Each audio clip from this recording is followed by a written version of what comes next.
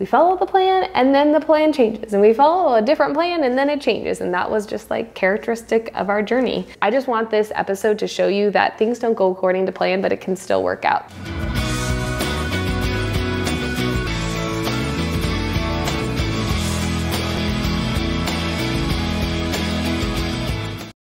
Hey everyone, coming to you from my kitchen. Baby is napping, he's homesick, so I'm gonna talk through this hopefully before he wakes up from his nap. So today we're gonna be chatting about my breastfeeding weaning journey and how I weaned my son off of breast milk during the day. He still does morning and night nursing sessions, which allowed me to discontinue pumping while he was at school. I also introduced cow's milk to him during this time period, and we've ramped up his intake of solid foods because he's not breastfeeding as much. So it's really, I love this part of introducing solids to babies, or I love this part of the toddler feeding journey because it really feels like they're transitioning to toddlerhood, at least for me when I'm doing some purposeful breastfeeding weaning. Plus, I love nursing my son, I love nursing my daughter, but it does feel good to me to have a little bit more of a break during the day from the constant pumping and nursing.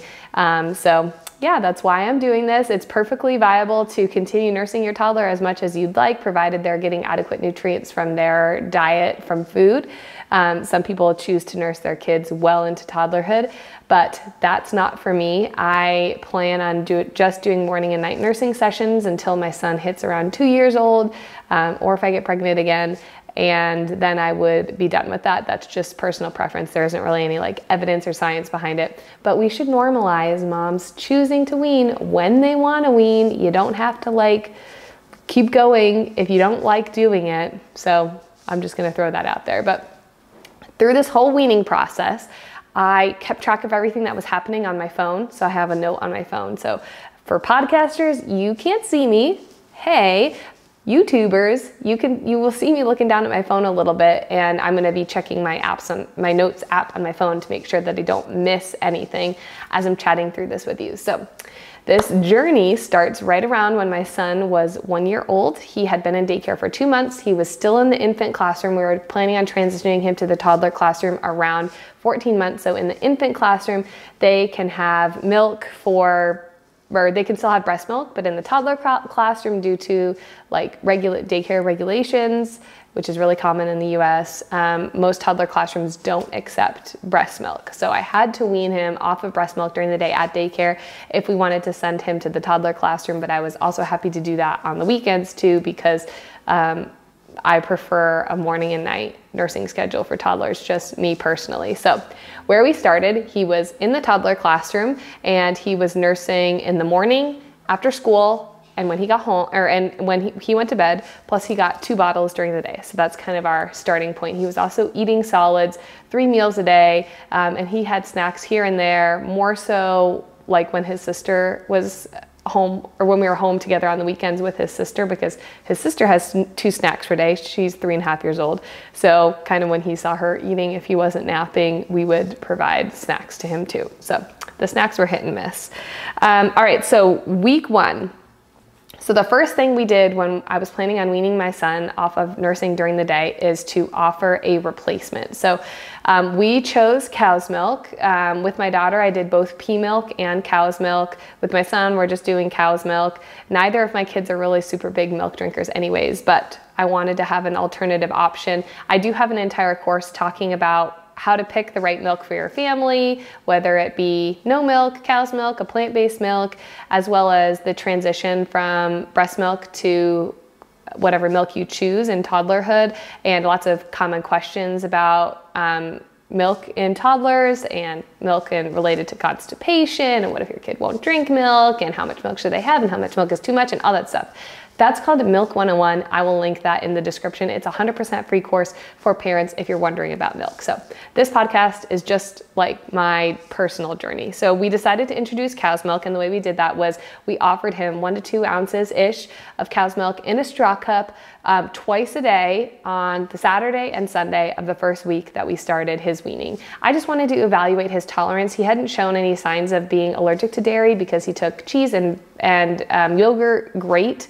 But he did have cow's milk protein allergy or allergic procticulitis as an infant, so I had to eliminate dairy from my diet. So to be honest, introducing milk made me a little bit nervous, which is why we just did it on the weekend so that we could evaluate his tolerance. But I really had no medical indication for him, like for being suspicious of any adverse reactions. So he did great. We had been working on straw cups and open cups, so I knew that he could do the cup great, and he took the milk fine. I wanted to get him used to the taste of the alternative milk that we're gonna be using, so that's why I did that. That again was on his first birthday week. So it's not recommended to introduce cow's milk or any other type of plant milk to infants under 1 year, and I talk more about that in my Milk 101 course, so make sure you check that out.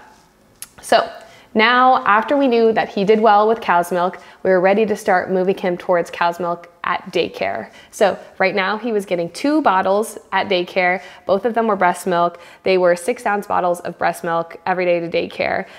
So on the first day of week number 2, I sent 2 6-ounce bottles to daycare. One was all breast milk and one was 4 ounces of breast milk and 2 ounces of cow's milk. So I didn't change one of his bottles, and the second bottle I did change, and I made it around 66% breast milk and 33% cow's milk.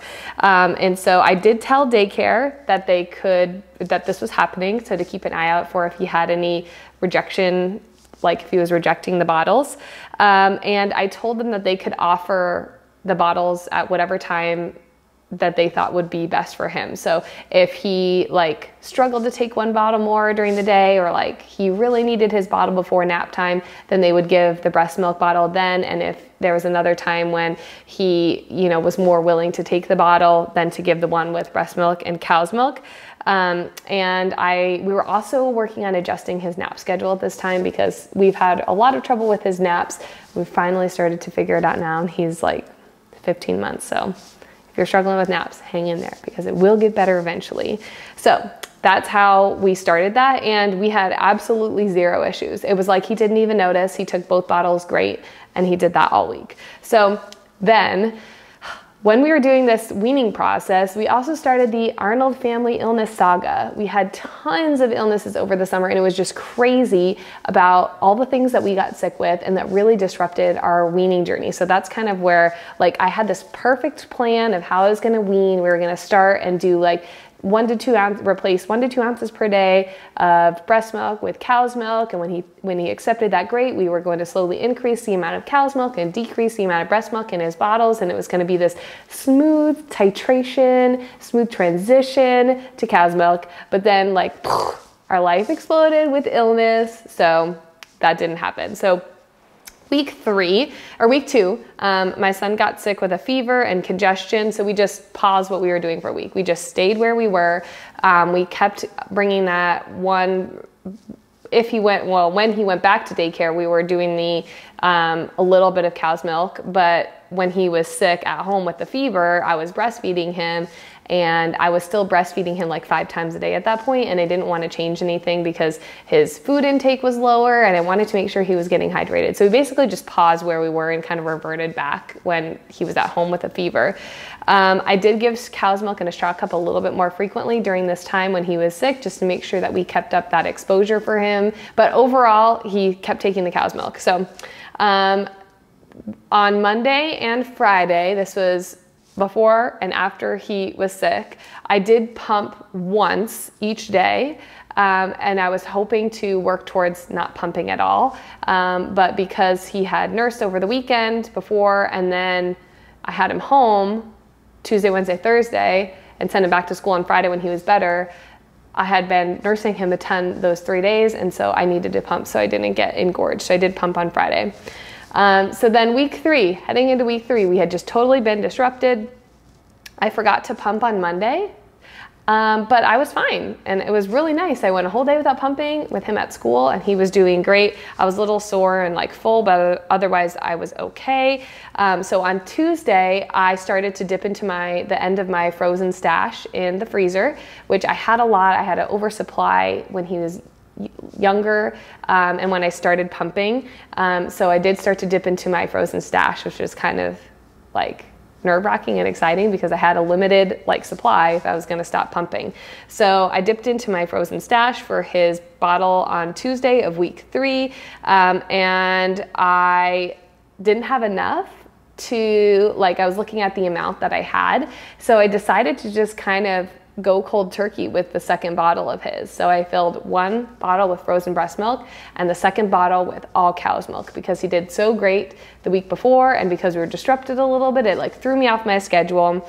And daycare said he did fabulous. So at this point we were doing 1 6-ounce bottle with cow's milk and 1 6-ounce bottle with breast milk, and he was doing awesome. Then on Wednesday, because he did so great with that was Tuesday, I sent 1 bottle with all whole cow's milk, so 6 ounces of cow's milk. And then the second bottle I did 4 ounces of breast milk and 2 ounces of cow's milk. So I really started to ramp up the pace here. So we were going out of town for the rest of the week, and I knew that I was going to be breastfeeding him, because I didn't want to pump and I didn't want to have to deal with bringing cow's milk with me everywhere we were going in bottles and such. So I knew we were going to be thrown off again of our schedule. So I planned on offering him cow's milk intermittently, when we had access to it at the airport or restaurants or whatever. But I also was able to breastfeed him exclusively if he needed that. And so that was nice that I had that option. But again, week number 4, he got sick again. Everything was paused. He got a horrible ear infection that later led to ear tubes that lasted for weeks. And so he was pretty sick. So again, everything was paused.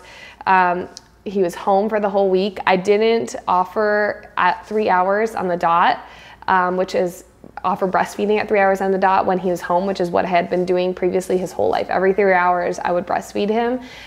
So at this point I started to let up a little bit on that schedule. If he asked before 4 hours, I would feed him, but otherwise I would kind of let him go 3 to 4 hours, and one time he went 5 hours to get him used to having longer spaces in between breastfeeding. But again, because he was sick, I didn't want to make any huge transitions. So week number 5, back to school, Monday and Wednesday, I wasn't pumping anymore. So it was great. I did, because I had been breastfeeding him when he was sick, and I went straight to not pumping. I was kind of running the risk of getting engorged, and I did a little bit, but I didn't get mastitis or anything. It wasn't so overwhelmingly full like that. And I do have a hand pump that I use in those situations if I need it.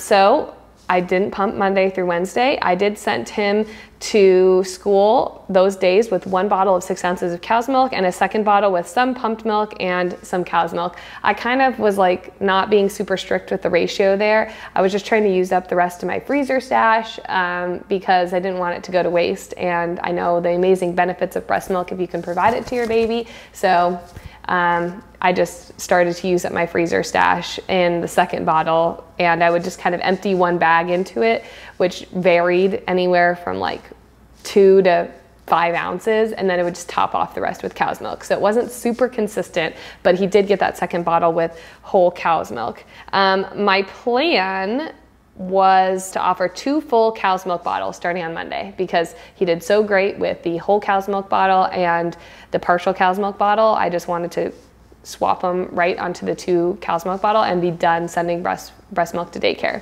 So week number 6, got sick again.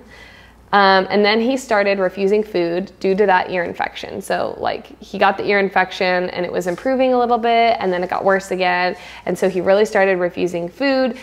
He got fevers. He was home from school all week on week number 6. And so I was breastfeeding every 3 to 4 hours, even more for him because he was so sick and feeling so horrible. So we were going improving, and then we went backwards, and improving, and then we went backwards. And that's the theme of my breastfeeding weaning journey here. So week number 7, he was feeling better on Monday. I sent him to school with 2 bottles of just cow's milk. He did fabulous, but then you won't guess. I mean, maybe if you've been following my Instagram journey, you will guess what happened, but he got exposed to hand, foot, and mouth that Monday. The one, I said, he was sick all week. I sent him back to school for 1 day. 1 day. and he got exposed to hand, foot, and mouth. So anyways, he did great that one day with the all cow's milk bottle, or the 2 all cow's milk bottles, but we were gonna be going out of town soon again. And because he got exposed to hand, foot, and mouth, and because there were other kids in his class that were getting hand, foot, and mouth, I just wanted to keep him out with my fingers crossed, hoping that he wouldn't get sick before a trip and we wouldn't cancel. So, spoiler alert, I had breastfed him for the whole week, just like our normal every 3 to 4 hours when he requested, but I usually didn't go more than 5 hours, and hoping that he wouldn't get sick and we could go on our trip, but he did. He got hand, foot, and mouth. So hand, foot, and mouth, one of the characteristics of hand, foot, and mouth is sores in the mouth and sores in the throat, which he did have, which can make kids less likely to eat and more likely to get dehydrated. So at this point, knowing he had hand, foot, and mouth, everything went out the window. I was willing to breastfeed him as much as he needed because I did not want to risk dehydration, and he was just having a really hard time. So I was breastfeeding frequently, pretty much upon wake up, once in the morning before his nap, then once in the afternoon, then once before bed. So I was breastfeeding him 5 times a day, back to where we were at the beginning. I did use the final bits of my freezer stash during this time, which was just like 2 bags, to give him a breast milk bath to help soothe his skin because he was getting sores on his hands and feet. And then I did also pump twice during this week to give breast milk to big sister, hoping that she would maybe get some antibodies and help not get her sick from hand, foot, and mouth, which there's no evidence behind that of like using breast milk to prevent hand, foot, and mouth. That was just in my head, like something I was hoping would happen. It didn't work. Spoiler. Again, if you're not on my Instagram, you don't know, but if you followed me for the summer, it did not work. She got hand, foot, and mouth, and it was horrible. Also, I got hand, foot, and mouth. That was really horrible. So that was week number 8. We were all sick and we were all home, and it was not fun. Then week number 9, he was still sick, still had that horrible ear infection, had just gotten over hand, foot, and mouth. I had just gotten over hand, foot, and mouth, and we were all kind of miserable, but he did have his ear tube procedure that week to get ear tubes because he had been so sick, and we did get them. So he was out of school Monday through Wednesday for his ear tube procedure. And finally, once he recovered and he was cleared from hand, foot, and mouth, his ears had drained of their nasty infection and he was doing a lot better and feeling better. He went to school on Thursday of week 9 with 2 bottles of cow's milk because remember, I'd used up my freezer stash. So at this point, my freezer stash was gone. I was not pumping. Sent him to school with 2 bottles of cow's milk, and he did fabulous. So knowing he did fabulous, knowing he was doing great with the 2 bottles of cow's milk, I decided to now that he was fully on cow's milk during the day, I was still nursing him after school. I wanted to work him off of the bottles onto the straw cup. So he did great at home with a straw cup.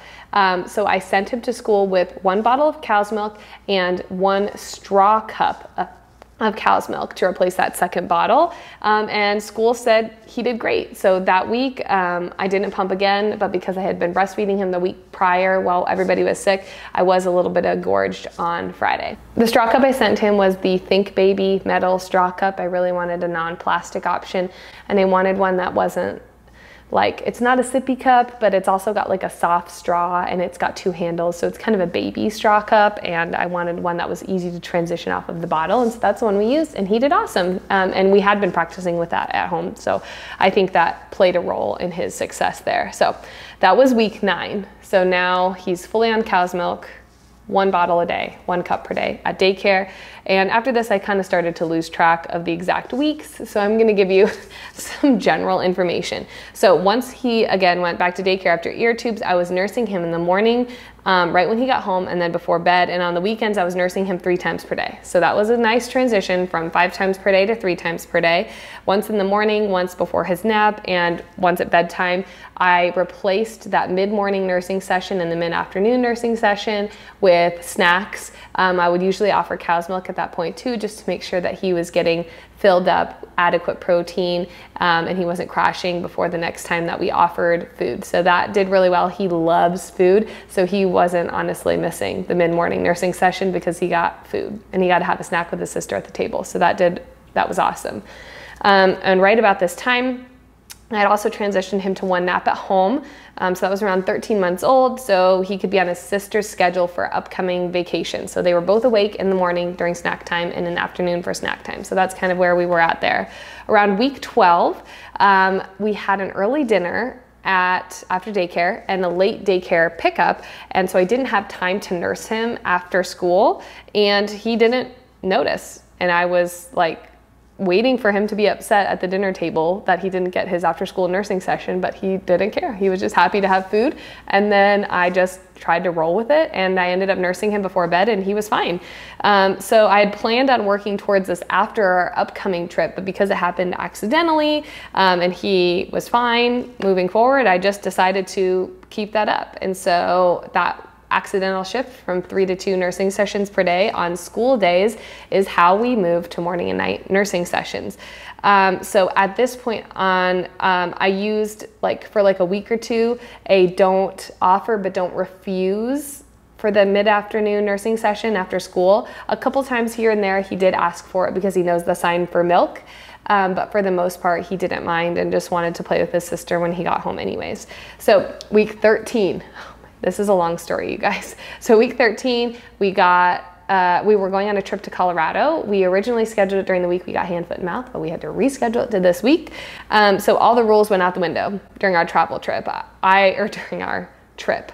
I wanted to nurse him whenever I needed to help him fall asleep because naps were gonna be wonky, and I wanted to nurse him on the airplane. And so I ended up nursing him 3 to 4 times per day on this trip. So again, we were improving, and then we went back downhill, and it's just like a roller coaster ride, but it worked for us. So I think it's funny, if you listen to my episode on weaning, I had this very strategic plan again. And it was we follow the plan and then the plan changes, and we follow a different plan and then it changes. And that was just characteristic of our journey. So the weekend after we got back from our trip, I asked my husband to put my little man down for his naps without breastfeeding him, and just made sure I gave him a really awesome filling lunch, and he had 0 issues falling asleep, which was amazing. It surprised me, but it worked out really great. So by week 15, we are officially, oh, he's waking up. All right, I'm gonna wrap it up here. So by week 15, we are officially on twice per day nursing sessions. I hadn't pumped since week 9, which is fabulous because, again, I hate pumping during this week 15. Once we got settled into our normal schedule after traveling, I really tried to make an effort to not nurse him to sleep at night. So I would break up that nursing and bedtime routine by doing a book after, or brushing his teeth after, or playing with his sister after, to try to not make the nursing and sleep connection as strong. Some families want to nurse their baby to sleep, and if that works for you, that's great. It's important for me not to do that because I want my kiddos to be able to fall asleep independently, but that's not important for everybody, or that's not in the cards for everybody, and that's okay. You need to do what works for your family, and what works for my family is to break up the nursing and sleep association, because I don't want to be necessary for him falling asleep for the next couple of years. All right, week 16, we're almost there. So we're on morning and night nursing sessions. My husband was putting him down for his nap during the day on the weekend, so I'm not nursing him on the weekends anymore, and he did great with that. I've adjusted a night nursing session so it's not connected to sleep. He's not falling asleep on the breast anymore. So week 16, I'm shifting our morning nursing session. So normally I would wake him up and nurse him immediately, but now I am going to feed him breakfast before I nurse him. So I get everybody ready for the day, diaper changed, he gets diaper changed, he gets clothes on, come downstairs, eat breakfast,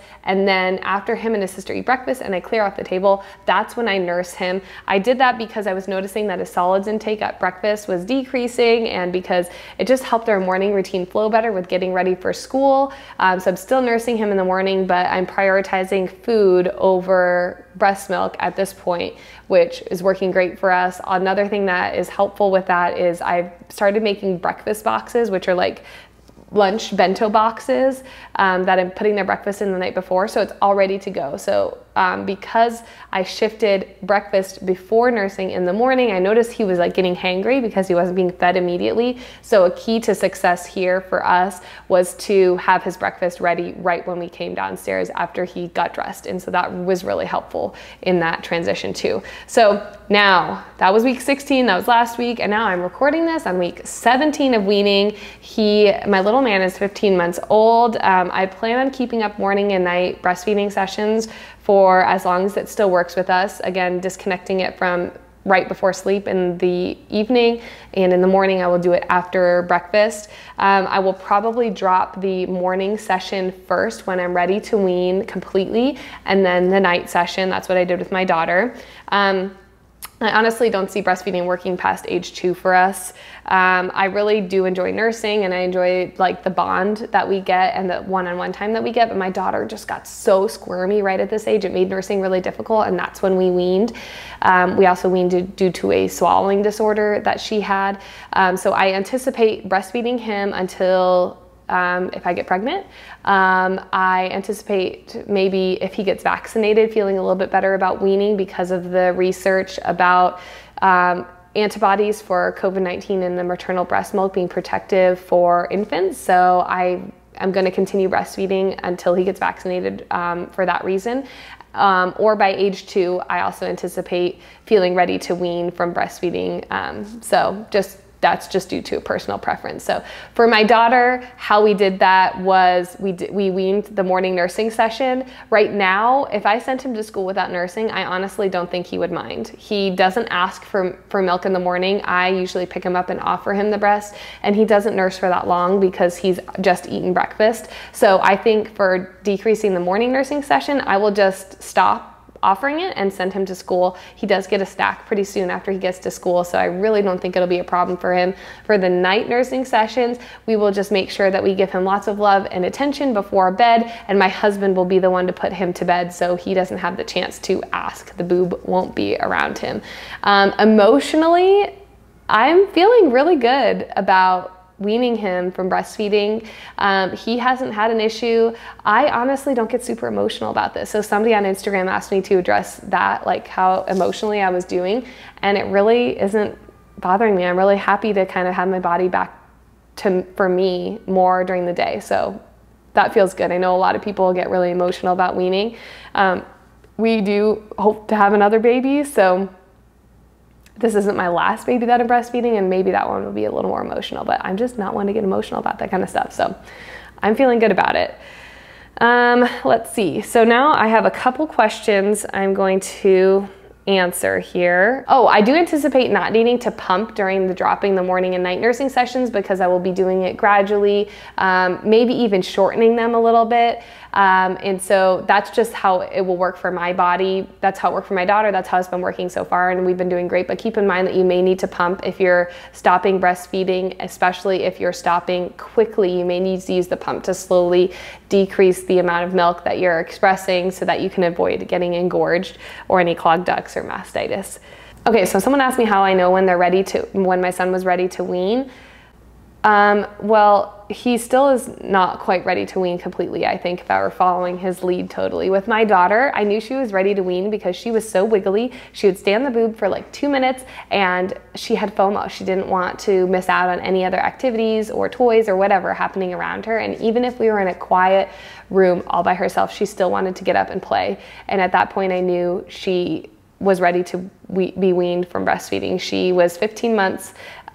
She was wiggly, and she was getting adequate nutrition from the rest of her food and drinking well. So I knew that wasn't going to be a problem. We also weaned her due to her swallowing disorder, but I do think I would have been ready to wean her at that time anyways. So that's how I knew with her. With my son, it will probably be along the same lines unless I'm physically not interested in breastfeeding anymore, or he's past the age of 2, which in my mind, I've never breastfed a 2-year-old, but I just don't think I would enjoy it. And so I think that's when we would wean. It's not just about when baby is ready, it's also about when mom is ready. So that's kind of more factoring into my decision of when to wean at this point, honestly, because I've breastfed him this long, and I know anything beyond this is awesome, but he can also thrive without breastfeeding too. So we're really making the decision for what I want to do.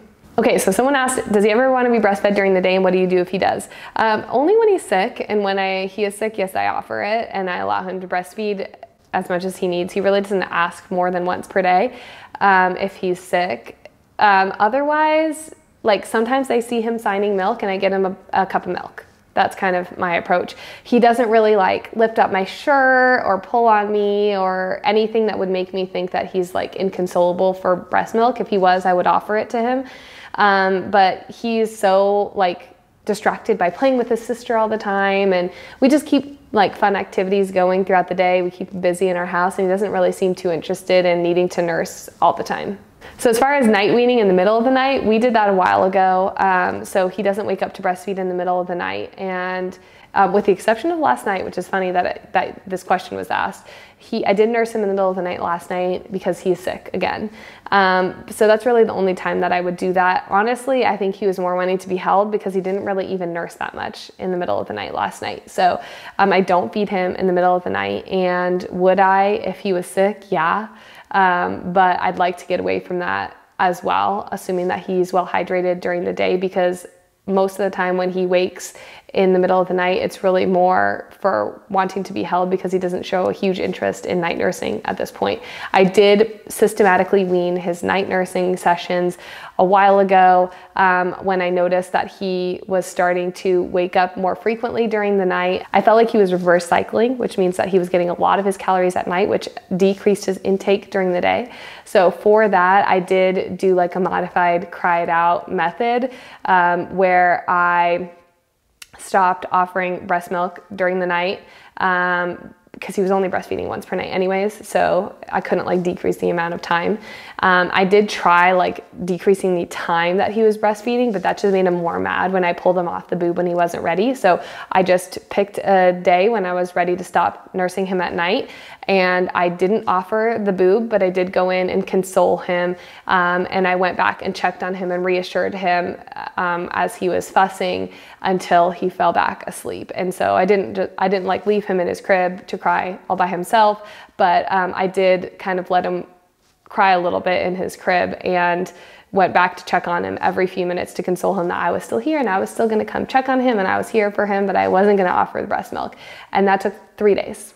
3 days of doing that, less crying each night, and then he stopped night nursing. So it was definitely hard. I cried the first night, but it was nice to have my sleep. So that's how we did that. And then he did have some early morning wakings, which actually adjusting his nap schedule is what helped with that. So I think we started him on 1 nap too early, and we've since put him back on 2 naps. He's 15 months old. He's not waking up early anymore. In fact, he almost slept until like 7 this morning. And the day before he slept till like 6:30, which is late for him. He normally before that was waking up at like 5:15. So he's been sleeping to a normal hour. He's been getting more sleep during the day, and that's been helping his sleep at night. So I think a lot of people are wondering, like, night nursing, they're hungry, but you also have to think about other factors that could be affecting their wake up. Are they waking up because they're having issues with sleep, or they're teething rather than just they're hungry? Because there's a lot of reasons that a baby would wake up at night. So that's how I decreased the night nursing. And that happened well before he was 12 months old. We worked in that, I think, when he was around 9 months old doing that. So yeah, if you're stopping bottles, you can pretty much take the same approach. Just instead of a boob, there's a bottle present. It's the same approach of feeding. So there's all my thoughts. That's my breastfeeding journey in a podcast, in a video, in a nutshell. Hopefully this was encouraging to you. I just want every parent to know that you need to do what's right for your family. There's like all these plans you can find. I mean, you can even find my plan in my podcast. And I just want this episode to show you that things don't go according to plan, but it can still work out. So don't be disheartened if things aren't going according to plan. Work with your baby on what they tell you that they need. And if you have questions or you need like consultations, reach out to a healthcare professional, your pediatrician, or a lactation consultant to walk you through the weaning journey, because they're amazing resources with all this information. So hopefully this was helpful. Hopefully I didn't ramble too much. If I did, well, you're still here, so you didn't think I rambled too much. But anyways, make sure to join me for the next episode of the Growing Intuitive Eaters podcast, and have a fabulous day.